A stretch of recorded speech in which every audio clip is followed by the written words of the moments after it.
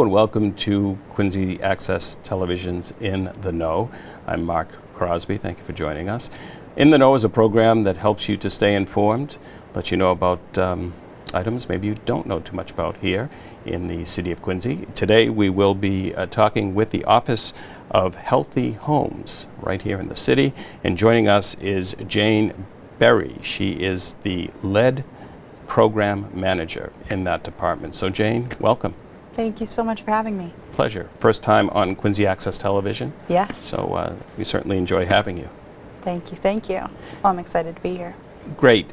Again, so much to talk about. I think you and I chatted prior to the cameras actually rolling, and this program specifically is about the lead program. But the Office of Housing, or the Office of Healthy Homes, is that and more. So if you could just talk about that briefly. Yeah, absolutely. So the main program that we, as you said, that we administer is our lead program. Right now, we've actually changed it to the South Shore Healthy Homes program because Weymouth is now included in our grant. Oh, okay. So we are helping families in Quincy and Weymouth with that program. We also have a housing rehabilitation program for families here in Quincy, and we have a first-time homebuyers program. And that first-time homebuyers program extends to Braintree, Holbrook, Weymouth, and of course Quincy. Very good. And that may be a subject for another edition of possibly this program. Mm-hmm. I know today we will be concentrating on lead, so we will stay with that. But before we actually get really, I suppose, into the specifics, you are out and about in the city. Your department certainly has been at farmers markets. I have some literature here, which let's see if I can dig for it.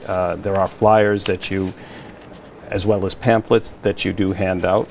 And oh, here it is, right here. Okay, so, which I should mention is also done in different languages too, which is nice. Correct. So here's your flyer. So briefly talk about maybe the outreach in general. This obviously is a form of outreach on Quincy Access Television. Yeah, absolutely. Well, we're very excited to be here because our presence in the community, most of what we've done has been attending events. So if you see our logo around town, or we have these little pens that have sort of a floppy hair that I see little kids now carrying everywhere, which is really fun. Passing the old floppy head pens with the... Yeah, with the guy, okay. You know. You didn't bring one from me. I know. Well, you know, I'll swing by. Okay. But we've been at the August Moon Festival. We were at the BCNC Family Fun Day. We are partnering with the YMCA. Obviously the farmers markets. We're just trying to be out and about as much as possible. Have our name out there. This grant's been here now for 3 years, and we're finally at the point where I feel like the community is starting to recognize us. And that's absolutely. And at the bottom of the screen, at kind of ID'd below you or brought below you, will be information for leading folks to the City of Quincy website, your page specifically, and a phone number. Oh, perfect. Yeah, I believe that phone number is actually mine. So if anybody has any questions today about anything that comes up, please give me a call. I'm happy to answer questions about the lead program, or I often get a lot of questions about our first-time homebuyers program as well. The lead program, again, the concentration today. Talk about your, I suppose, work experience in the city of Quincy, recent, but dealing with governments and lead, it's actually extensive. Yeah. I actually come from, my greatest experience has really been with a software company, and I used to do lead abatement software to help manage the program for local communities actually throughout the country. So I definitely have some experience with cities in 48 of 50 states, and I know a bit about the lead program. Well, we all know. Well, that's good. That's good. That's why you're here. So we all know lead is dangerous. But for folks that don't realize how dangerous it is and why it should be out of the home. If you could address that, please. Of course, yeah.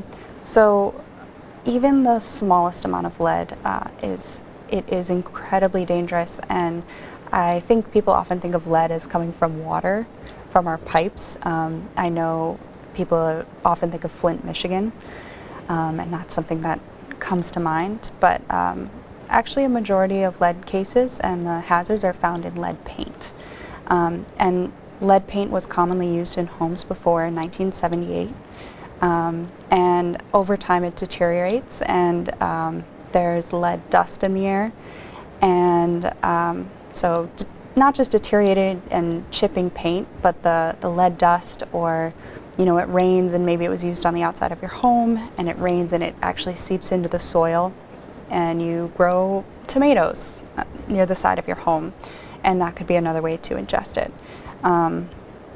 Lead causes a variety of awful side effects, including lower IQs, can stunt growth, can cause behavioral problems, and it's very risky for pregnant women and children under 6.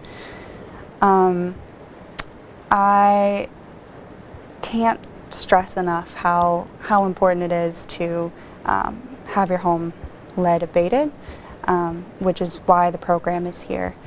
There are 75% roughly of homes in Quincy are estimated to have a hazardous level of lead in them. That's a lot. It's a lot. So talk about the process if someone is questioning whether they have lead in their home. So the only way to know for sure is to have a certified lead inspector come in, which is part of our process. So we would call the lead inspector, they would do an assessment on the house, and then we would then send in our rehab specialist, and he will not only, provide a quote and how to address the lead, but he'll actually go much further into all the areas of a healthy home. So we want to make sure that homes in Quincy are mold-free, lead-free, pest-free, no leaks, dry, safe, clean, well-maintained homes. So if you qualify for that program, we'll make sure it all happens. And I know we do great, and I know we do have some, we have a table or 2 tables of figures, eligibility requirements. So if you could talk about those will be on screen momentarily as well. Absolutely. So in the surrounding area, so our region is a Quincy, Cambridge, Boston area median income area. So if you are at 80% or below of the area median income, you would qualify for assistance through the city, through these federal grant programs. So if you can see on your screen, it depends on how many people are in your household. But if you had a 4-person household and you made less than, here is I believe the 50% AMI is up right now. If you made less than $70,100, you would qualify. But we actually provide assistance up to the 80%. And there is the 80% now for folks? Perfect. Yes, so it's that $111,850, which is, I sort of started to change my language here in Quincy just because I think it's more of a low to moderate income. I think families here are low income and they think, oh, that's not me. Like, I pay all my bills, I get by. So it has a negative connotation, right? Potentially, and it's not supposed to have a negative connotation. Absolutely not. We're here to help. The money's there. Certainly utilize the money to get, in this case, something that's very hazardous out of the home. Absolutely. I'm going to look at some frequently asked questions, which are laid out great on your website. And folks, again, can reference that with that information at the bottom of the screen. But here's a question. Why did I receive a letter from the City of Quincy notifying me of that my property has some lead-based paint? So if you haven't, if your property has never been lead abated, we actually have a record of every home that has, and we know that your home was built before 1978, we will do targeted mailings, letting you know that the funding is there. So if you've received one of those in the mail, we are just letting you know that the funds are available. It's certainly not a requirement that you have to go and use them today, but they're there, and we're here to help. Right, and once again, it's a hazard, and it's a known hazard, so Yeah. really do address it if you suspect that you have lead in your home. And if you don't know, certainly get the assessment done to determine if you do. Absolutely. And I hear all the time that, oh, I grew up in an old home. I turned out fine. And the issue really comes up that it becomes more of a hazard over time because paint does deteriorate. And in many cases, you don't know the effects on your child until the symptoms don't present until it's too late. Right, I think a lot of people might think of a child maybe chewing the windowsill and getting, the paint, the lead paint from Right. there. But again, it doesn't have to be that way. It could be you're doing some light home improvement and you're sanding. Right. There's dust. Absolutely. And it's in the air. You just breathe it in. And there was a great graphic that I saw recently, and they were pouring out a spoonful of sugar, and they were saying that one little grain of that in your system could have harmful effects. Yeah, it's amazing. So returning to this list, and I'm actually reading this list without my glasses, but they're right here in case I need them. I don't own my home. Can I still participate in the program? Absolutely. So the program extends to anybody who resides in a home. It's not about home ownership. The program is there to help tenants as well. So you can apply as a tenant, or if you know that you would like to have tenants that are families, you can also do it as a landlord before anybody moves in if the Well, that's a good point. unit's Okay, vacant. so we're talking about, which makes sense, we're talking about homeowners, we're talking about landlords. Mm-hmm. Absolutely. And if you're a tenant and you moved into a place, you can also apply. Very good. My property was inspected for lead hazards a few years ago, but no lead abatement work was completed. Am I still eligible to participate in the program? Absolutely. We would love to have you participate in the program. We want every home in Quincy to be lead abated. If I complete the lead inspection at my property, am I required to move forward with the lead hazard reduction activities? Now, you said no, it's not a requirement, but it's a health hazard, so people should really think about having that done. Absolutely. Yeah. So it is not a requirement, but we would absolutely encourage you, especially if you're going through our program, it is free. So not only are we, it's a 0% interest 5-year forgivable loan. So every year, another 20% off comes off the loan. And as long as you don't sell or refinance your house for 5 years, it's completely forgiven.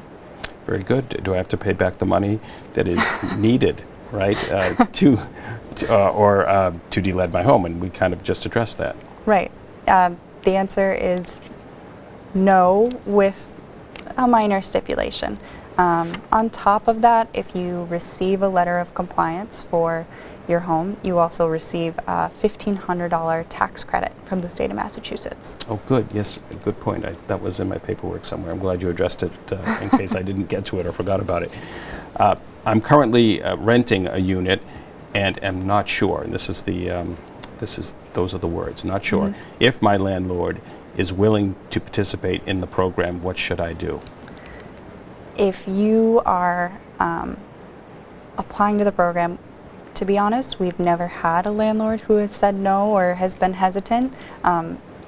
In Quincy, not a single landlord, but it is required. So if you have a child under 6, it is required by federal regulations that they have to be in compliance with the lead law. And again, the health across the board. Certainly, this next question is regarding pregnant women. Obviously, a health hazard. It's a health hazard, again, for everybody, including an unborn child. Absolutely. The pregnant women and children under 6 are in the highest risk category. So we would absolutely want to address those homes first, give priority.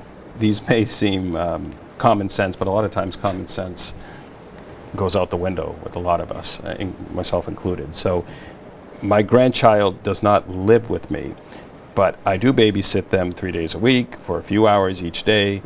Am I eligible for the program? Absolutely, yes. Because the child is in the house. Yes. So if a child is spending any sort of regular extended time in your home, you qualify for the program. I believe frequently or regularly under federal guidelines is 2 days, any 2 days of 3 hours or more, and that could be spread out throughout the week. So, maybe school ends at 2:30, but your grandparents are taking the kids until the parents come home from work. That would, even if that's not 3 hours, that would accumulate to over the 6 hours over the week. So we would qualify that home. And again, just as we're talking about all of this information, and I'm flipping pages, these pages were actually printed off of your website, which is very helpful. It's laid out very well, and it's very clear and concise. I would like to ask, with all of the exposure that this department has been getting, especially this program, and again, you mentioned festivals in the city, Right. and again, farmers markets and places that you could basically get the word out. How has the reception been? Is the office overwhelmed by calls? Probably not, right? Yeah, probably steady, but not overwhelmed. We aren't overwhelmed. We are here and we're here to answer questions. Even if you're not sure that you qualify or if you wanted to apply, we'd love to hear everybody's phone call. Our program has been steady, but we are definitely looking. We have a lot of grant money to give, so we would love to give it out to the residents of And if Quincy. that grant money wasn't used, what happens to that grant money? Does it go to a different community? It disappears. It disappears. So it goes back to the federal government.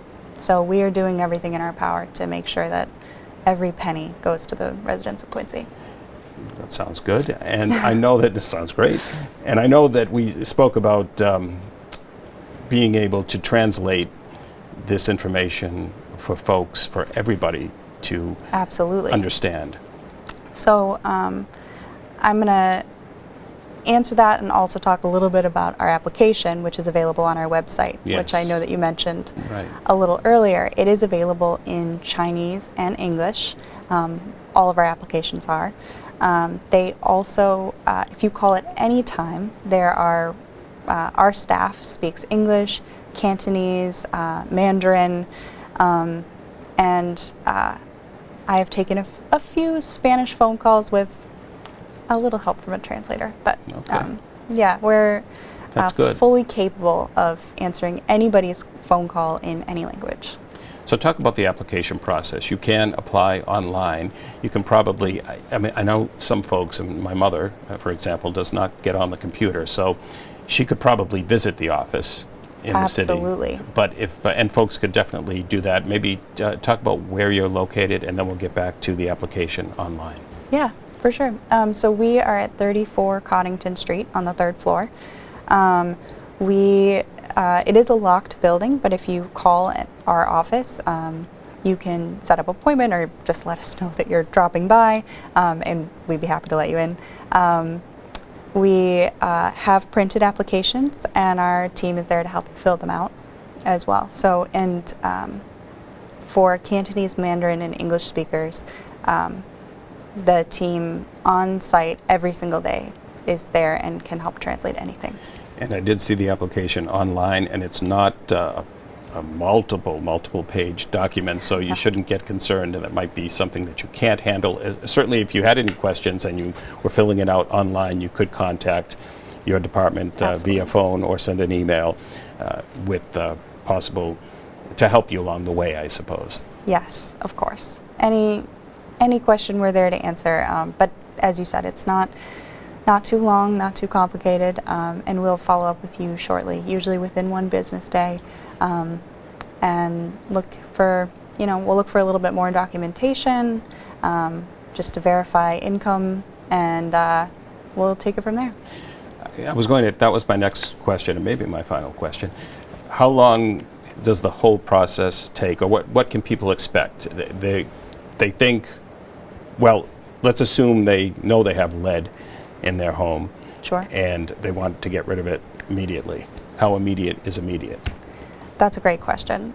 So it's longer and shorter than I think people expect. So the verification process can take a little while. So we will verify income, then we'll send out a lead inspector, and that could happen in 2 weeks or less. Sometimes it takes more, depending on how quickly we can get documentation. Our team is ready to send out as soon as we have all the paperwork, though.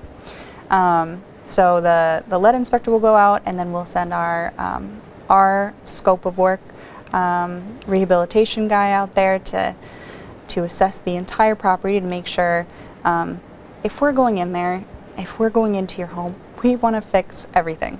We are not just there, we are there for the lead abatement, but we're there to make sure the entire home is a healthy home. I should mention that there are photos on your website that show a before and after. I believe it's an exterior, but it's an amazing difference. Quite extensive. Quite a lot of value to homes as well, which people sometimes forget that it can be a little inconvenient at times. So once I'm taking just a couple steps back.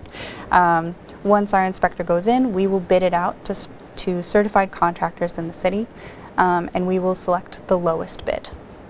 Once the lowest bid is selected, we then they'll go in there and start the process. So, and that process there with the contractors, because they typically are working on other projects when they come in to bid on your home, could take a few weeks. I would say the entire process takes anywhere from 3 to 4 months typically. But once the contractor starts on your home, the process is very quick. So it's not going to be a multi-month, housing, rehab, rebuild. By the time our contractors go in, they have everything, every piece. And so most projects take 1 to 2 weeks at most. If for some reason, because lead is a hazardous material, you do need to move out of your home. I was wondering that. I was wondering if folks can stay or if they do need to relocate temporarily. It does depend on the home. Every home is a little different, but I would say typically people do relocate, and it averages about 7 days where you relocate out of your home. So they would come in, they do the work, and then the inspector actually has to come and clear that they have cleaned all the dust completely before you re-enter the home. So with that said, relocation costs? We cover them. So there's no reason not to do this, really, right? That's what we like to say. There's no reason not to. So we will give, if you have a family member or a friend to stay with, we'll give you $1,000 to help sort of ease that transition that week or so that you might be out of your home. If you don't have a family member to move in with, we actually have a partnership with Staybridge Suites here in Quincy. And they are wonderful. They have a bedroom, a sort of living room, it's a whole suite, a little kitchenette so you don't have to go out for every single meal. And the entire length of the project, we will pay for you to stay there. Very good. Looks like we are at the end of the program. I want to make sure I didn't miss anything. I may have. Did we cover it well? I think we did pretty good, but like I said before, any questions or anything that comes up, please call the number on the screen because we're here to help. And that number is 617-376-1054. And the website is officeofhealthyhomes.org. Thank you so much. A pleasure, Jane. And let me know how the program continues to progress, and maybe we'll touch base in the future. We should certainly touch Sounds base great. about some of the other programs that the office, your office, does sponsor as well. I'd love to. Okay, pleasure. Thanks again. Thank you. Thank you at home for watching. This has been a program once again of Quincy Access Television. Please continue to support local Access TV for more programming just like this.